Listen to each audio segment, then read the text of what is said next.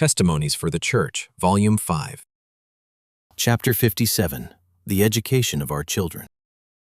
Dear Sister C., if God in His providence has established a school among our own people in blank, and if in place of sending your daughter where she would be in the society and under the influence of those who love the truth, you place her in blank seminary, where she will be associated with a worldly class who have no respect for God or His law, I ask you how you expect the Lord will work to counteract the evil influence that must surround her and which you have voluntarily chosen. Will He commission His angels to do the work which He has left for you to do? God does not work in that way. He expects us to follow the light He has given in His Word.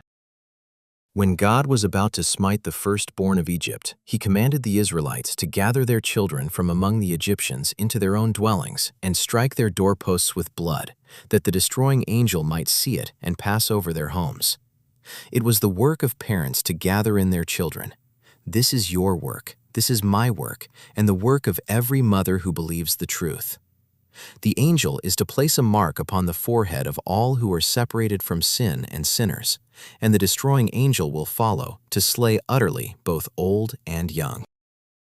God is not pleased with our inattention and trifling with His blessings placed within our reach. Neither is He pleased to have us place our children in worldly society because this best suits their tastes and inclinations.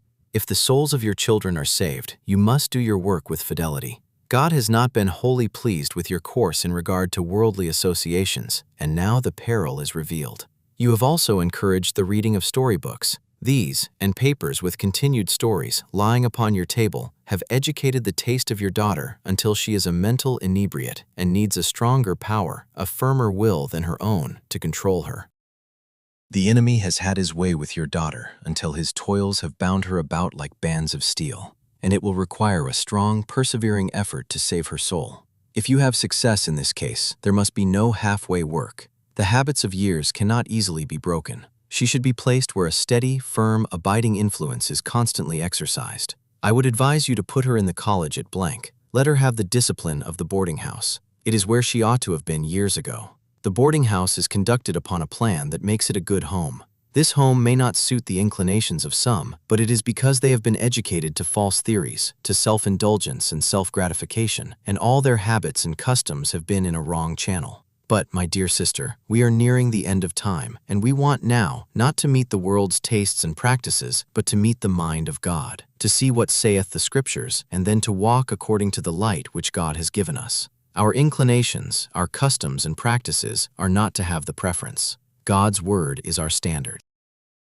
So far as your daughter's health is concerned, right habits will secure to her health, while wrong habits will ruin her for this life and for the future, immortal life.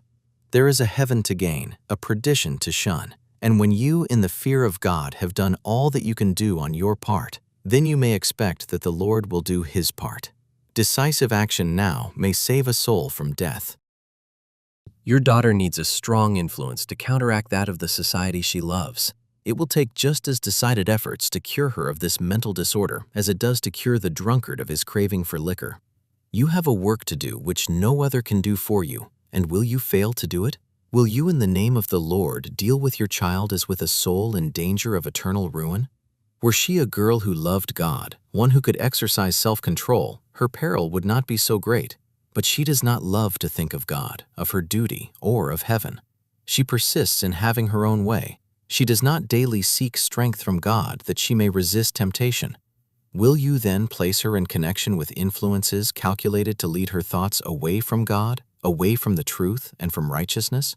If so, you place her on the enemy's battleground with no strength to resist his power or to overcome his temptations. If she were situated where there were heavenly and divine influences, her moral sensibilities, which are now paralyzed, might be aroused, and her thoughts and purposes, by the blessing of God, might be changed to flow in the heavenly channel, and she be restored. But she is now in danger through inward corruption and outward temptation. Satan is playing the game of life for her soul, and he has every advantage for winning the game. In my dreams, I have been talking to you as I have here written. My heart yearns over you with intensity.